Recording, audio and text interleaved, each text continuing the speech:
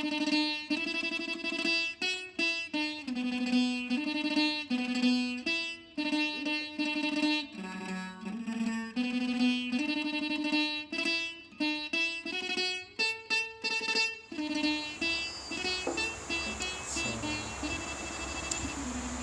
dobry, witam Państwa bardzo serdecznie z terenowego studia Scena Tańca AOIA. Dzisiaj kolejne spotkanie, trochę nietypowe, trochę wyjątkowe. Nadal jednak wszystkie nasze rozmowy krążą wokół tańca i związków z tańcem. Także dzisiaj będziemy rozmawiać o dźwięku, o ruchu, o tym, jak jedno wpływa na drugie, jak to jest ze sobą połączone. I dzisiaj moim gościem jest Jen, muzyk, ale też i aktywny tancerz, który z pochodzenia jest z Australii, natomiast od lat mieszka na Bali. Niemniej jednak, tak jak ponad 30 uczestników festiwalu Waterland Contact Festival, utknęliśmy na małej, jeszcze uroczej, choć zbliża się pora deszczowa, ale wciąż uroczej wyspie i póki możemy, łączymy się z Państwem, by rozmawiać na temat tańca. So, welcome. I'm really glad that you accept the invitation to our conversation.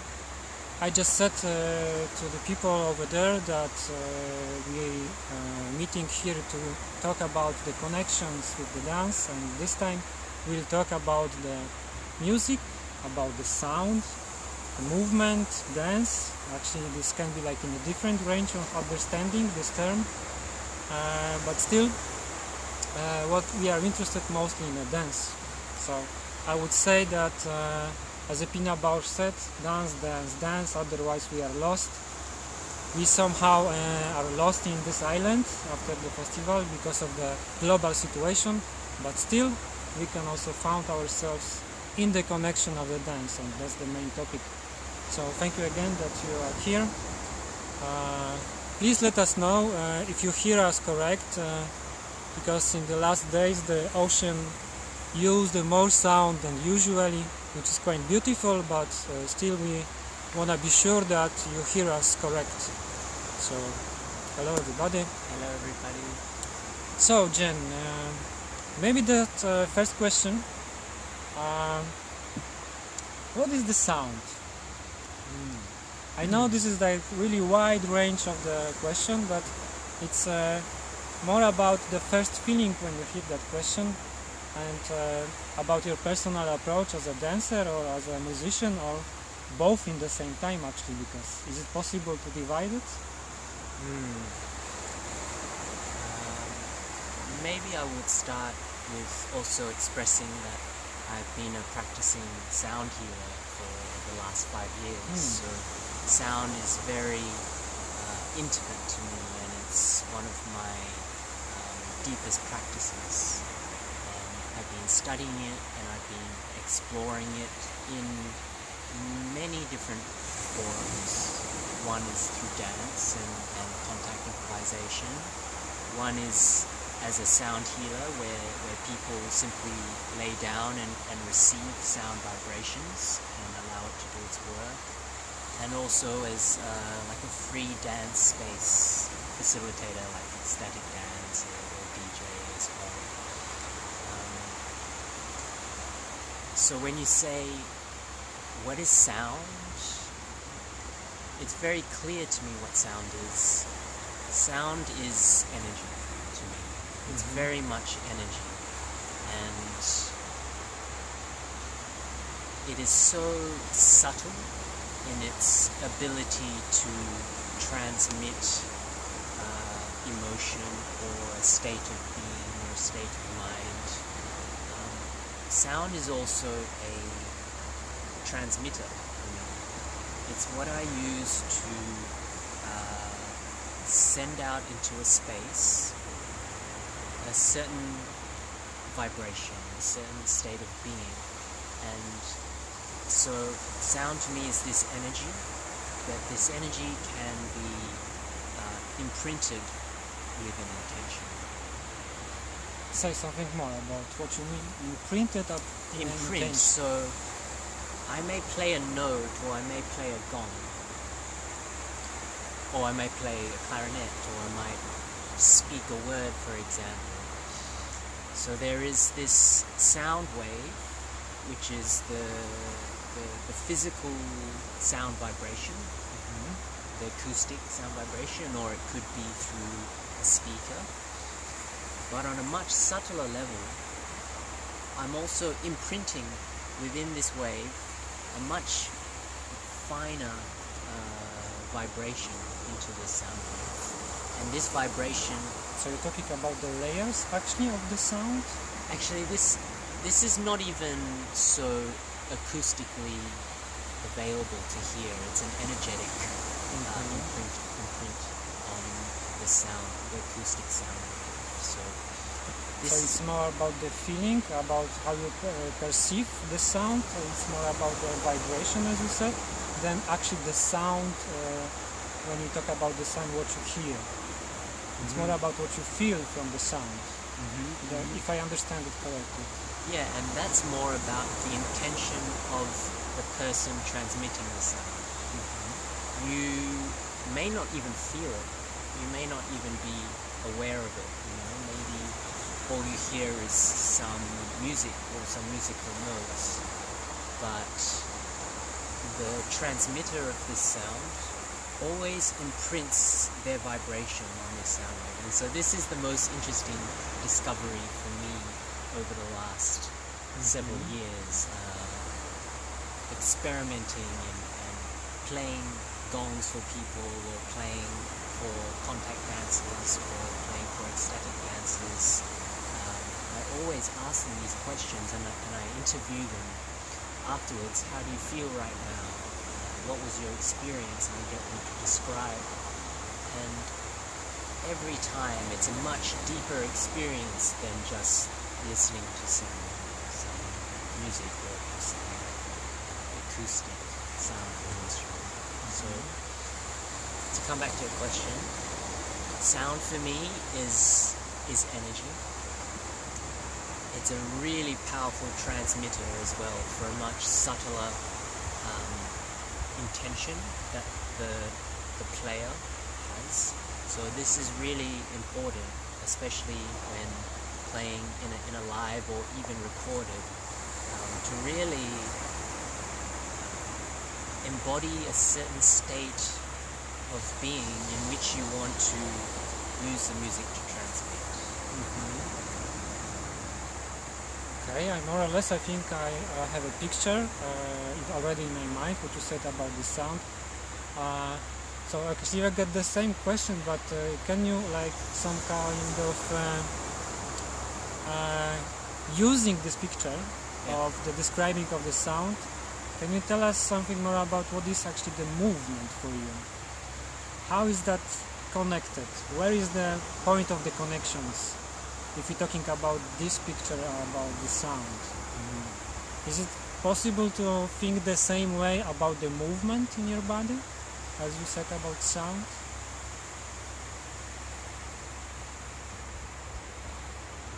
I can speak to two different perspectives on this one. As someone who plays for a contact improvisation jam, how to connect with the movement in the space and be drawn by the movement to guide the movement, or to be completely contradictory to the movement. And then I can also speak from a dancer's perspective about how I receive the sound and how it moves me.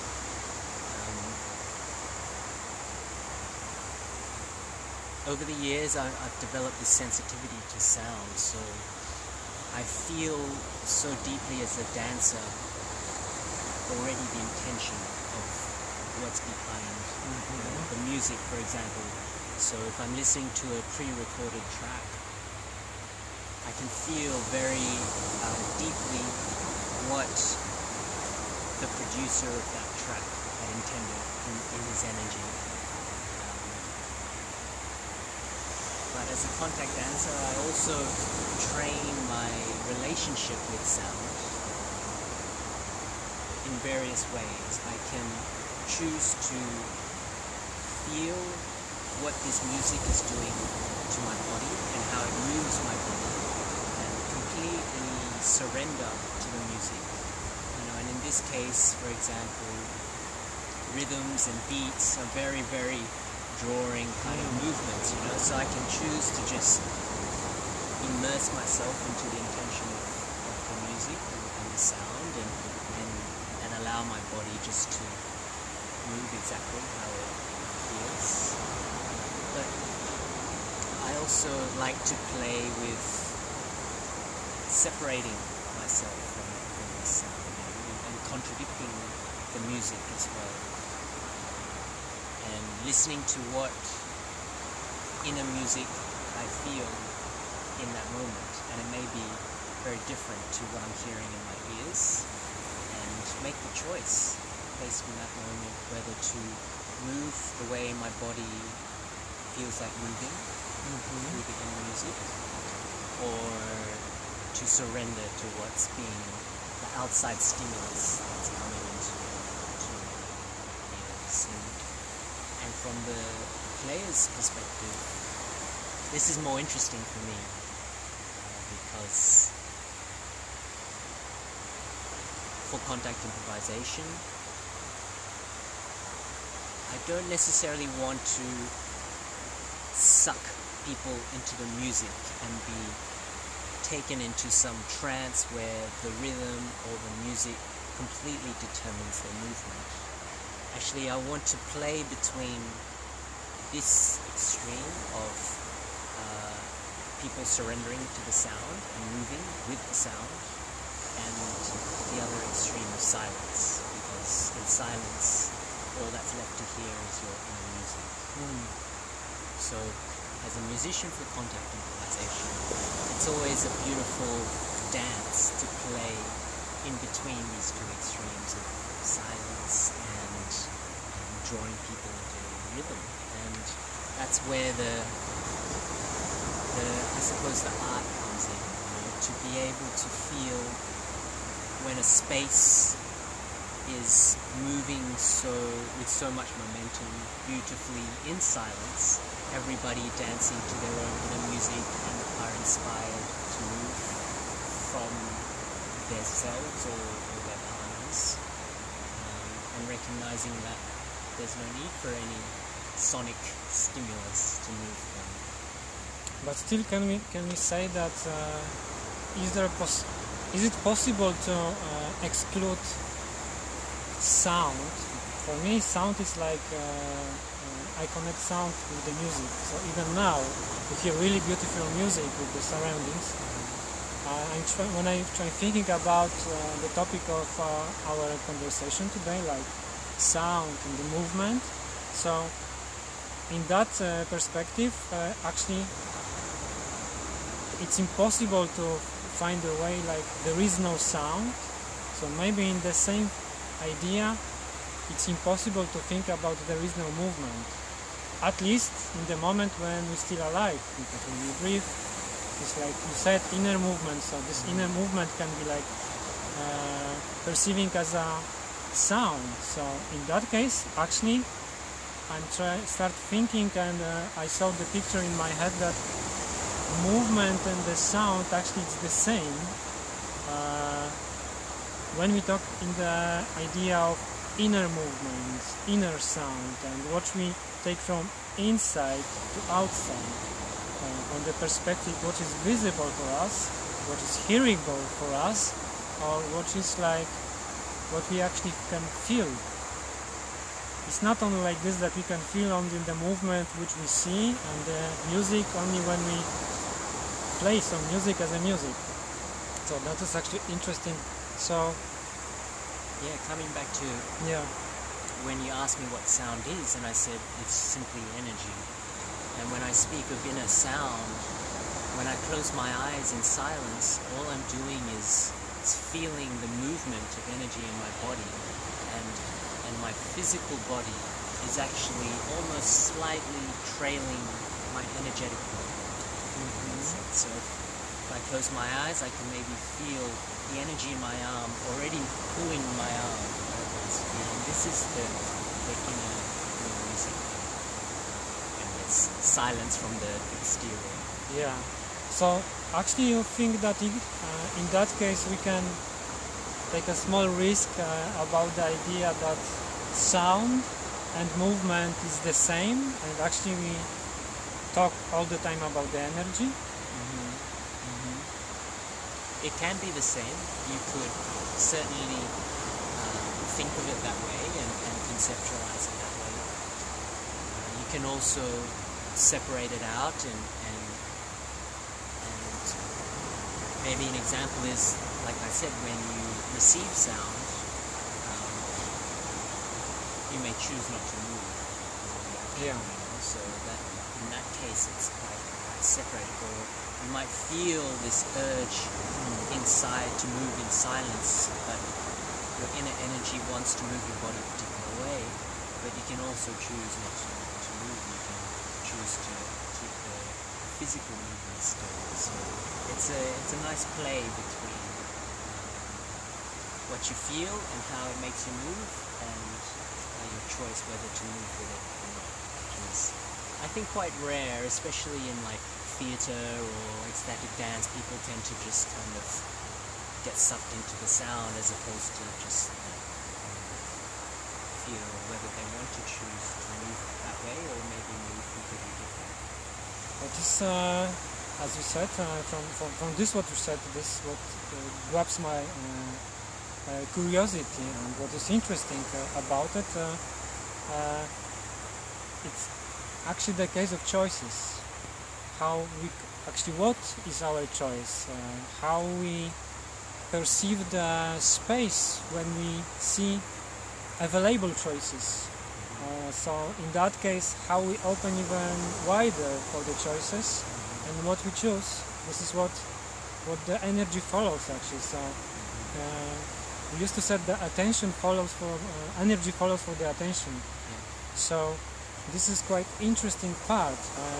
In that case, I would like to ask you about some practical stuff, because I think even from my perspective from many years ago, that the main idea about movement and the sound is like, actually when you hear the music, you can dance. I mean, I'm really flattening this idea right now, but just to understand it. So, can you say something about the idea how to find the connections with the dancers or for the movers through the sound? I'm talking about this really idea of listening, following, exchanging, how to lead, how to follow, how to sometimes surrender, as you said, in the perspective of the mover, but in the perspective of the let's say musician. Yeah, it's a good question, and something that really inspires me and excites me, because actually this relationship is the most joyful for me when I'm playing in a festival. Everyone does have the choice to go with the sound or to be contradictory and move to their own inner music. But on the other hand, the musician also can provide many beautiful choices, and that's where the sensitivity comes in. It's where I'm not in my own world and I'm just drumming away, and it's completely conflicting and contradictory to the energy of this space. In that case, it would be more common for people just to choose not to go into this and to dance to themselves. But really the beauty comes when a musician is very sensitive to the space and can provide some inspiration, but also some space, and provide many delicious choices for the dancers as a collective, or maybe as an individual or as a duet, to kind of beautiful birds. Whoa. How we're drawn into the sound. So it's such a beautiful role for a musician to be able to provide a very subtle choice that fits the energy of the space. Some practical things that I do. As a musician. As a musician, I first start empty. I start very, What very you mean? empty. This is interesting. What does it mean, start empty? As in, my sense of ego and my sense of personality and identity is no longer there, because if I play with ego, then I'm already drawing people into Your choice, my actually. yeah, and I choose, and that's okay. For some musicians, they might want to transmit that, there's nothing wrong with that. But I choose as a sound curator to support the space as much as possible. So my intentions are always to provide a very safe place for people to express their inner movement. So I create What does it mean, safe place? Because trust. okay. Trust. So like I said, sound is energy, and my intention that I print on the sound waves that I transmit is always one of trust, safety.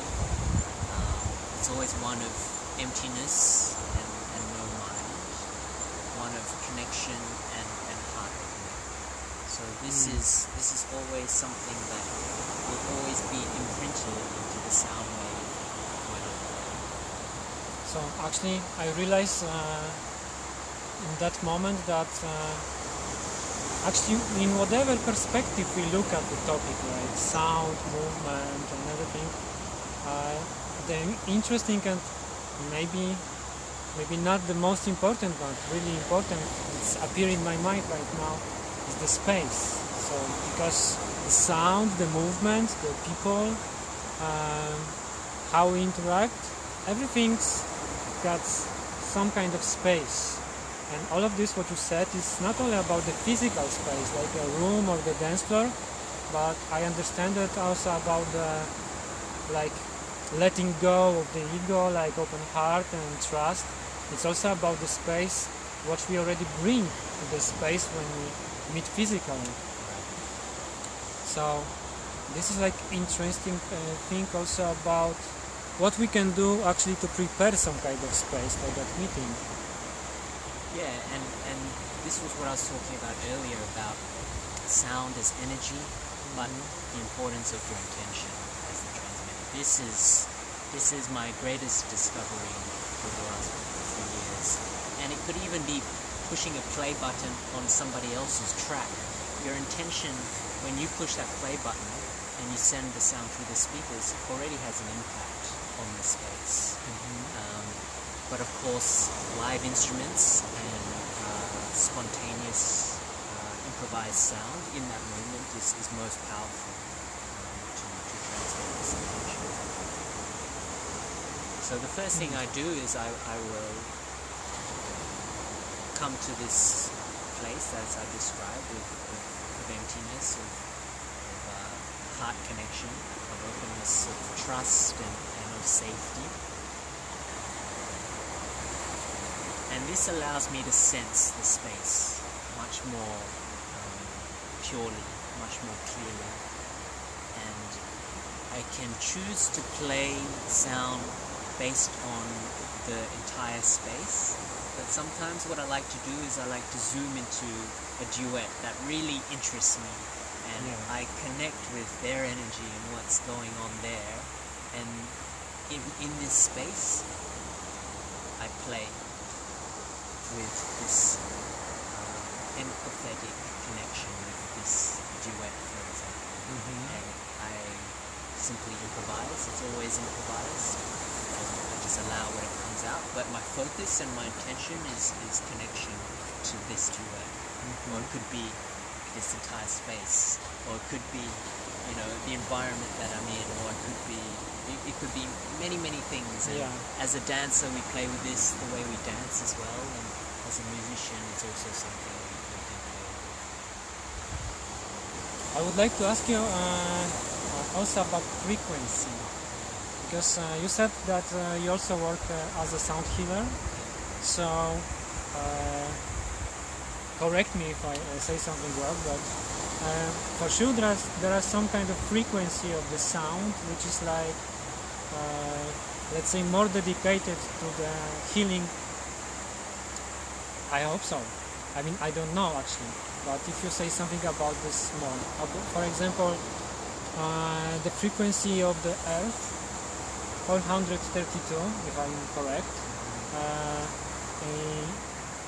Usually people said about this frequency that is the frequency of the Earth, which is like got really strong vibration of the healing for the healing, and in the connections with the movement about the frequency, I heard the theory about the shaking, which is also about some kind of frequency in the movement, and you can also hear it in the sound right now, that it's some frequency.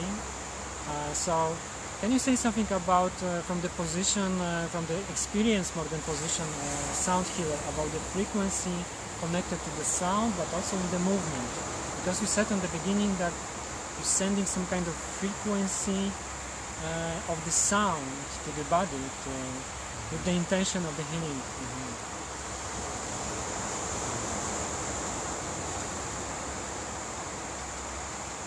Generally speaking, the lower frequencies tend to vibrate more the bottom part of your body. You know, your feet for the drums and big, deep, low frequencies. They tend to be more grounding. And as you move up the body into maybe your head or your mind or your crown, you know, that's when you hear the very high frequencies. Yeah. Is it connected with the chakras in the body, this kind of frequency? There is a connection. It's not something that I focus my practice on, and some sound healers, what they'll do is they'll start at low frequencies and they'll move out. My personal practice and understanding, what's much more important is your intention and the presence and connection with which you're playing the space for people in the space, because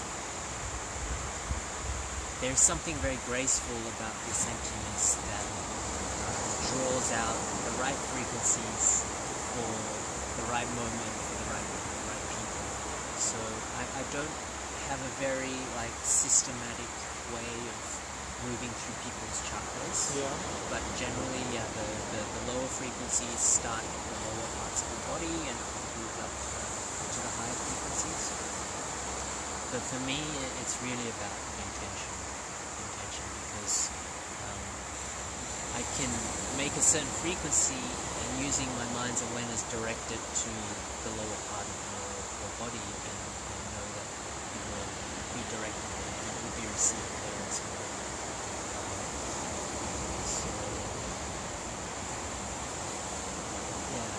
It's this intention, but this intention is also guided by your sensitivity to the space. And so this sensitivity is also very important. This inner emptiness and space that you have within allows you to feel without with a lot more sensitivity. For example, I can play a gong.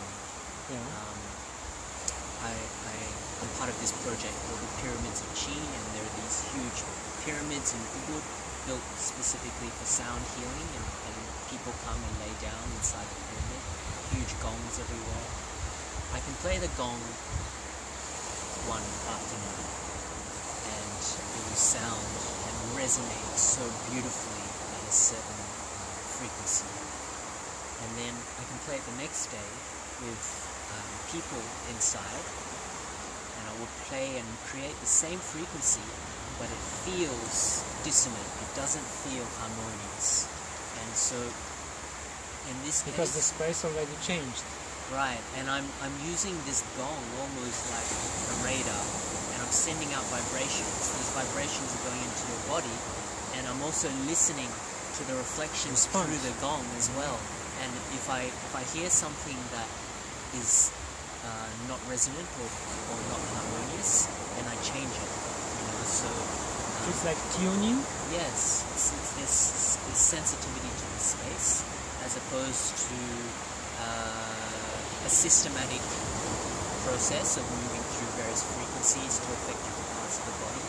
It's more improvised and spontaneous feeling of what. But improvised space. based on the presence and listening and the connection. Yes? Yeah, this is very important. So this art of feeling people through the sound in the space is what I enjoy doing, you know, and I like connecting with people, whether it's in sound healing or in contact bands, through the sound and playing music and having this conversation and this dance, because I can feel you so deeply when I connect with you and I observe you and watch you dance. And this connection and this energy comes through me and it's transmitted through the sound as well if I'm playing. And so this is like this beautiful like resonance and this beautiful dance. And very inspiring.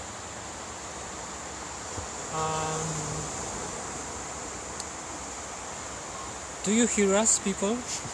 Let us know. Maybe you've got some questions. We are like maybe 2-3 minutes more. So if there is some question, this is like one chance to do that. When I listening and when I talk with you, I've got a lot of pictures in my mind. And I must say that because I'm meeting you like second time on this festival. The previous one was like 2 years ago, and I was really somehow touched about your approach to the, let's say, respect for the space, about the movement, about the sound. So from my perspective, I can really feel your appreciation also for the silence, which is like the part of the sound, like being with the pause, it's like the part of the movement. So I would like to say that I really enjoy your music. I hope that maybe we'll meet another time where Jen will find a time and maybe we will have a chance to hear the sound of this music, because this is the real journey. I must say that handpan, I know that some of you really love this instrument, and we've got here like really connected healer with the sound, space and the movement in the same time. So I hope you will enjoy it someday. Thank you very much for this conversation. That was like really nice journey. I really appreciate for the meeting and for these circumstances, which is a lot full of sound and full of the movement. Actually, when I really hear the sound, I really can imagine the movement of the waves and recognize it in my body. So I think all of this is so much connected that I really appreciate it. So thank you guys, thank you Jen. It was really nice to meet you. Thank you, pleasure to share. And we're sending this hack for you people, because I know that it's like not easy to receive it. So